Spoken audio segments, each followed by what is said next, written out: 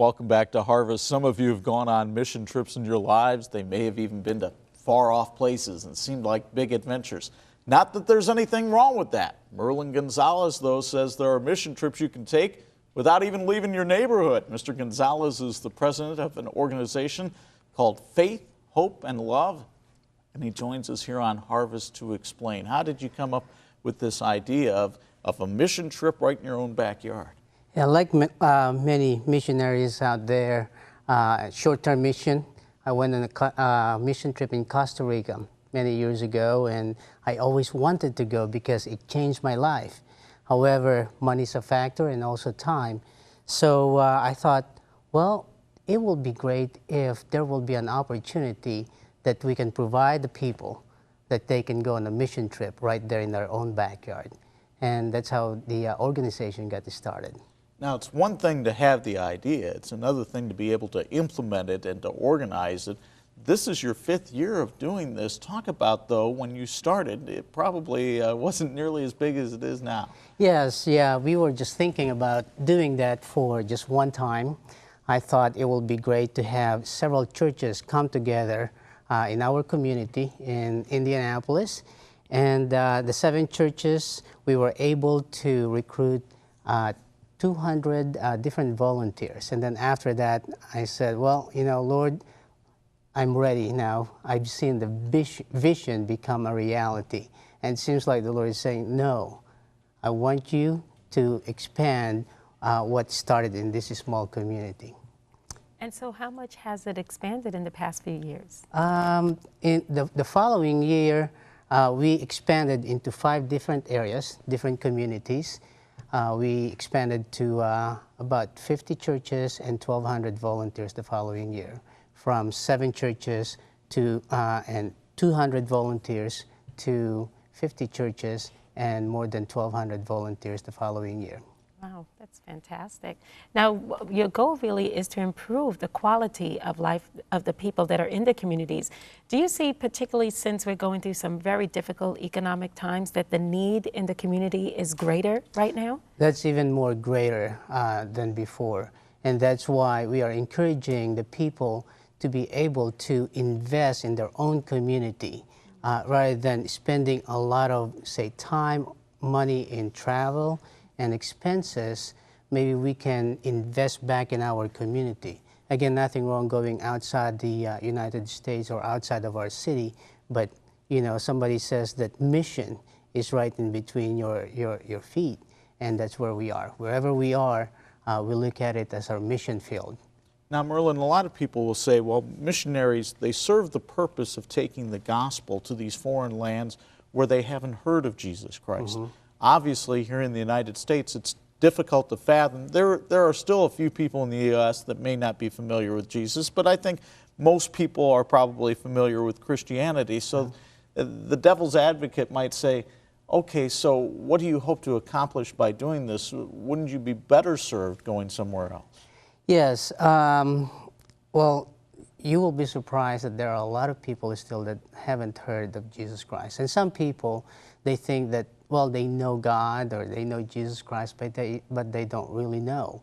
So through act of kindness, we show God's love to them.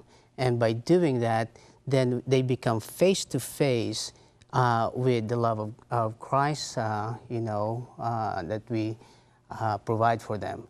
And that's why it's not only just on a mission and telling how God is, but also through action, love in action. Right. And what are some of the love in action, some of the projects that you're hoping to accomplish within the community? Yeah, there are different things that we do. We divided them into 3 different categories: service, kindness, and mercy. So for the service, you can do different kinds of, say, maybe light construction, and for kindness, your random acts of kindness, such as giving away bottled water or giving away watermelon, and also mercy, such as going to the streets and ministering to the poor. So through that, what we're really looking for is to open up opportunities both for the volunteers or the local missionaries and also for the people who receive the services, that they will be open more, open communication and relationship between each other. And that's how we spread the gospel, through tangible expression of God's love to them. How do you decide where to go? That's a great question. What we do is that once we divide the city into different areas, they come together, they talk about the needs, the resources, and also how to mobilize their people. And by doing that, again, it's more than just finishing the projects, but actually what we're looking for is right after Faith, Hope, and Love Week that their hearts knit together, because only through that we do life together. We discuss our needs, we discuss our resources, and also we discuss how we're going to mobilize our people. That's when the relationship starts. And we know that the two greatest commandments is rooted in relationship, but sometimes we have to use some ways to be able to open up, the people's heart to relationships. Right. I saw that one of the things you also wanted to do was to improve the social, kind of get into the social issues within the community and really be of a help there. So what are some of the social issues you're hoping to touch and to help it to become better in the community? Yeah, there are many ways that we can do that. Sometimes, again, just visiting the different parts of the city. We work with government and educational institutions, and we ask them, what are the issues that we can come alongside you? Government has been a lot of help for us, educational institutions, in finding out the social issues that we can tackle together.